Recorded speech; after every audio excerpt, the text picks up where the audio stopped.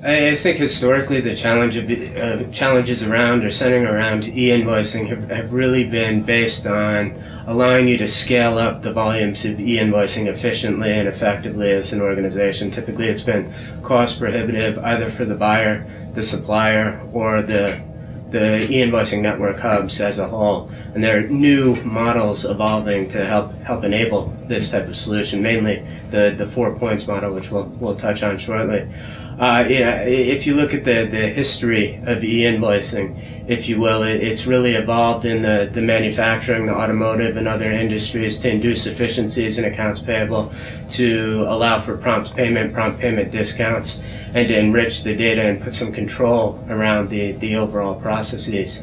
One of the many of the challenges you've seen in the early days of EDI type transactions, which came out of North America, is that you're not able to scale that past those 5 to 10% of the vendors that may create, anywhere between 15 to 40% of the volume of your organization's transactions.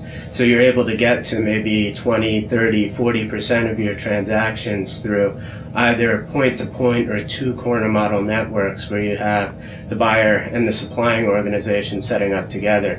What you find in those situations is it's not easy nor scalable to influence the suppliers to commit to specific formats and to enable all of these up to potentially 10,000 suppliers transmitting on one specific format. Enter I believe the three-corner model of electronic invoicing, that which was again pretty much born from the North American closed network models. Many vendors still operate in this closed network model today, but what you find is those same challenges just on a higher level now. So organizations have done a great job scaling up these e-invoicing networks and hubs, but again to the point that it's become cost prohibitive. So you need one of those frame-breaking or innovative ideas to be able to scale past that. Now maybe you're up to 40 to 50% of your volume of transactions you're able to receive on an e-invoicing network.